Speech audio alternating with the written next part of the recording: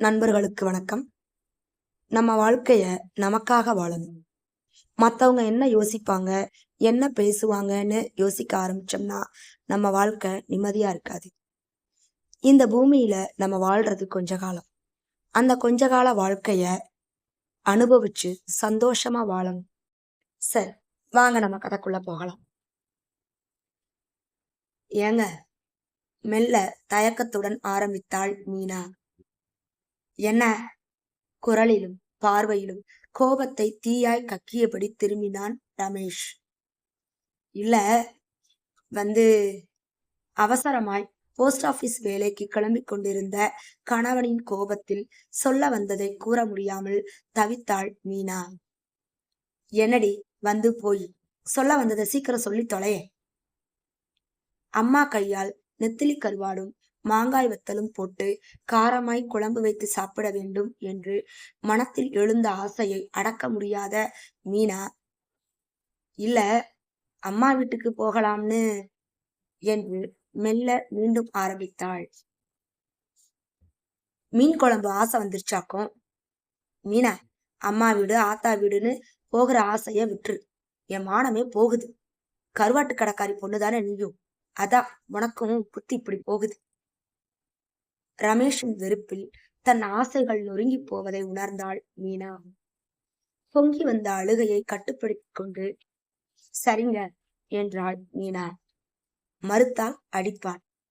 இப்போது இருக்கும் உடல் நிலையில் அடி வாங்க கூட உடல் இருக்கவில்லையே என்று மனசை தேற்றிக் கொண்டாள். இருந்தாலும் ஒரே ஊரில் இருந்தும் அப்பா அம்மாவை பார்க்க கூடாது என்று தடை விதிக்கும் கணவன் மீது கோபம் வந்தது. மீன் கடக்காரி பொண்ணு என்று தெரிந்துதானே கட்டிக்கொண்டார். மீன் விற்ற காசில் போட்ட 10 பவுன் நகை குடிக்க சீட்டாட வேண்டியிருக்கு. மீன்கார மாமனார் மாமியார் கசக்குதாக்கும். வெளியிட முடியாத கோபத்தை மனதிற்குள் பேசி தீர்த்து கொண்டாள் மீனா. அவளால் அது மட்டும்தானே முடிகிறது. மீனாவின் தாய் தாயம்மா திருத்துறைப்பூண்டி ரயில்வே ஸ்டேஷன் ஓரத்தில் ஒரு மீன் கடை வைத்திருந்தாள். அவள் கணவன் வீரையன் இரவே சைக்கிளில் நாகூர் வேளாங்கண்ணி வரை போய் மீன் வாங்கி வருவான். ஒரே மகளுக்கு மீனா என்றுதான் தாயம்மாள் பெயரிட்டு வளர்த்தாள். கான்வென்ட்டில் +2 வரை படிக்க வைத்தாள். உழைப்புக்கு ஏற்ற ஊதியம் கிடைத்தது.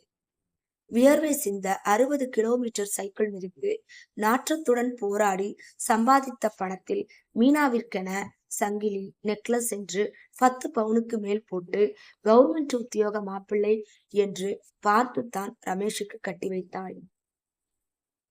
முழுக்கை சட்டை முழுக்கால் சட்டை என்று செயலாய் வரும் மாப்பிள்ளையை பார்த்து மனதிற்குள் மகிழ்ந்தாள் தாயம்மா.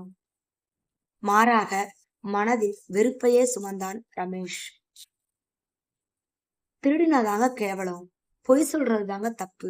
உழைச்சு எந்த தொழில் செய்தாத்தான் என்னங்க. மீனா நல்ல நேரத்தில் நயந்து சொல்லி பார்த்து விட்டாள். போடி, ஃப்ரெண்ட்ஸ் எல்லாம் எவ்வளவு கேவலமா பேசுறானுங்க தெரியுமா என்பான் ரமேஷ். உங்க ஃப்ரெண்ட்ஸ் எல்லாம் குடிக்கிறவங்க, கிளப்ல காசு வச்சு சீட்டாடுறவங்க, பொண்டாட்டி வயிற்றுல அடிச்சு அவன் நகைய அடகு வச்சு வாழ்றவங்க. அவனுங்க சொல்றாங்கன்னு இப்படி பேசலாமா? ஒரு முறை பொறுக்க முடியாமல் கேட்டுவிட்டாள் மீனா.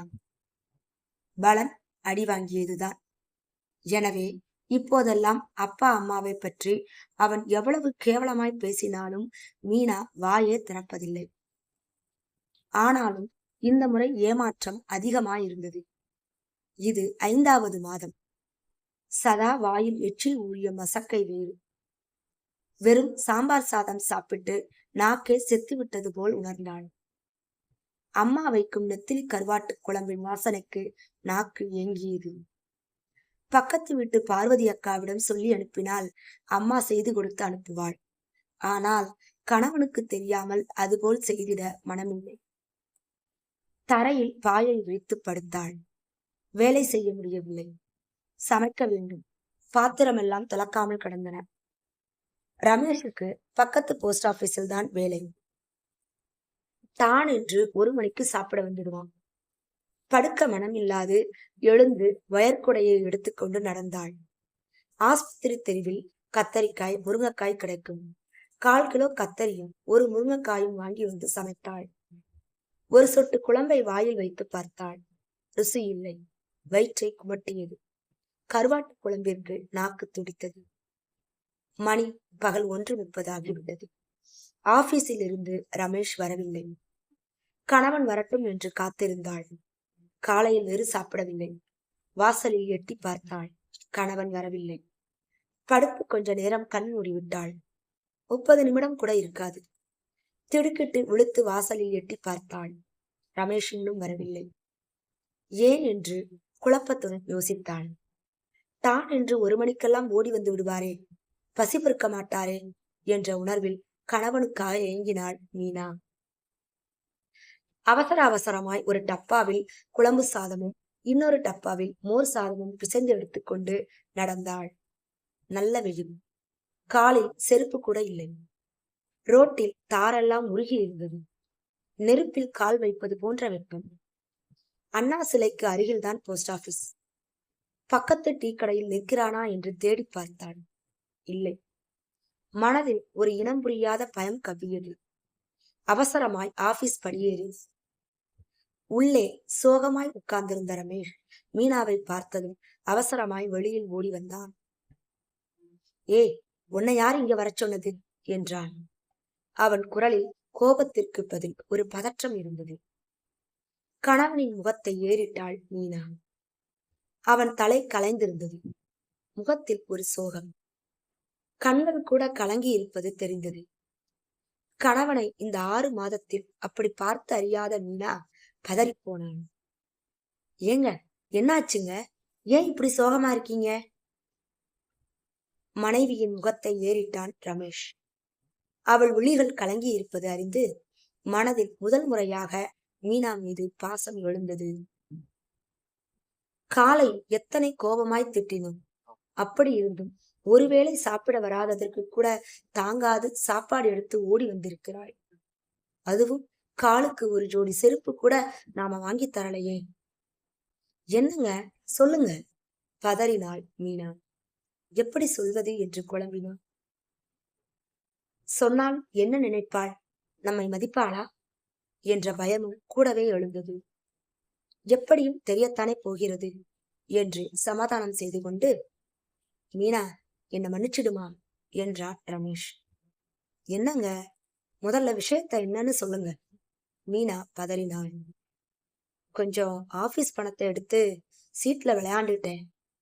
ஜெயிச்சு வச்சிடலாம்னு தான் எடுத்துட்டு போனேன். நிறைய தோத்துட்டேன். இப்போ திடீர்னு அதிகாரிங்க கண்டுபிடிச்சிட்டாங்க. மீனா எதிர்பார்த்த ஒன்றுதான். திருமணமாகி 6-7 மாதத்திற்குள் வரிசையாய் மோதிரம், கடிகாரம், சைக்கிள் என்று தினம் தினம் ஒன்று காணாமல் போகும். கடைசியில் மீனாவின் செயின், அப்புறம் நெக்லஸ், வளையல் எல்லாம் போன பின்பு இன்று ஆபீஸ் பணம். சரி விடுங்க, அதுக்கு என்ன செய்யணும் சொல்லுங்க. மீனாவின் குரலில் இருந்த உறுதியும் திடமும் ரமேஷுக்கு ஆறுதல் தந்தது. 3000 தான் மீனா. நானும் பல இடத்துல கேட்டு பார்த்துட்டேன். எல்லாரும் கை விரிச்சிட்டாங்க. சாயந்தரம் 5 மணிக்குள்ள கட்டிட்டா இந்த தடவை மன்னிச்சிடுறேன்னு சொல்றாங்க. சரி, கவலைய விடுங்க, முதல்ல சாப்பிடுங்க என்ற மீனாவின் குரல் கட்டளை போல் ஒலித்தது. இன்னும் 1 மணி நேரத்துல பணத்தோட வந்தேன். ரமேஷின் பதிலுக்கு கூட காத்திராமல் குறுக்கு வழியாய் ஓட்டமும் நடையுமாய் அம்மா கடைக்கு சென்றாள் மீனா. மகளை அந்த நேரத்தில் எதிர்பார்க்காத தாயம்மா பதறி போய், என்ன மீனா, ஏன் இப்படி ஓடி வர்ற என்றாள் அம்மா. எனக்கு அவசரமா 3000 ரூபாய் பணம் வேணும். சீக்கிரம் உன் செயினை செட்டியார்கிட்ட அடகு வச்சுட்டு வாங்கிட்டு. ஏன் மீனா, உன் புருஷன் சீட்டாடி தோற்கவா? இல்லம்மா, ஆபீஸ்ல அவருக்கு ப்ரொமோஷன் கிடைக்கும் போல இருக்கு. இன்னைக்கு 3000 டெபாசிட் கட்டணும். அந்த நிமிடத்தில் தோன்றிய பொய்யை மீனா கூறினாள். மாப்பிள்ளைக்கு ப்ரொமோஷன் என்றதும் தாயம்மா, சரி மீனா, 1 நிமிஷம் இரு என்றபடி கழுத்தில் கிடந்த செயினை கழற்றி தாளில் மடித்துக் கொண்டே நடந்தவள் அடுத்த 10வது நிமிடம் பணத்துடன் ஓடி வந்தாள். அம்மா, இது கடன்தா, சீக்கிரம் கொடுத்துடுறேன். மகள் மீனாவின் பதிலில் மனம் நிகழ்ந்து போன தாயம்மா, உன்னை விட்டா எனக்கு வேறு யாருமா இருக்கா? உனக்கு செய்யறது தானே என் கடமை என்று தாயம்மாவும் மனம் நெகிழ்ந்தாள். எங்க அழுகை வந்து விடுமோ என்ற பயத்தில் வரேன் என்று சொல்லிக் கொள்ள முடியாத அவசரமாய் திரும்பினாள் மீனா. இந்தாங்க, முதல்ல போய் ஆபீஸ்ல பணத்தை கட்டிட்டு வாங்க என்றபடி மீனா பணத்தை நீட்ட நடுங்கும் கைகளுடன் அதை வாங்கினான் ரமேஷ். எங்கே பணம் வாங்கி இருப்பாள் என்பது கூறாமலேயே அவனுக்கு புரிந்தது.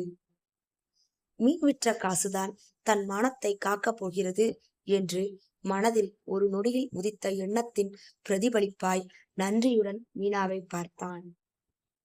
போங்க, சீக்கிரம் பணத்தை கட்டிட்டு வாங்க. மீனா மறுபடியும் கெஞ்சுவது போல் கேட்க பணத்துடன் புறப்பட்டான் ரமேஷ். மறுநாள் காலை, மீனா சீக்கிரம் கிளம்பு மீனா. ரமேஷின் குரலில் என்றும் இல்லாத மகிழ்ச்சி கலந்திருந்தது. எங்க சினிமாவிற்கா? புரியாது மீனா குழப்பத்துடன் கேட்டார். இல்ல, போய் மாமா மாமியா பாத்துட்டு வந்துடலாம் என்றான் ரமேஷ்.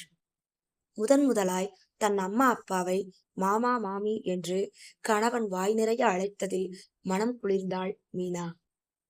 அம்மா கையால் சாப்பிடப் போகும் கருவாட்டு குழம்பிற்கு இப்போதே நாக்கில் எச்சில் ஊறியது.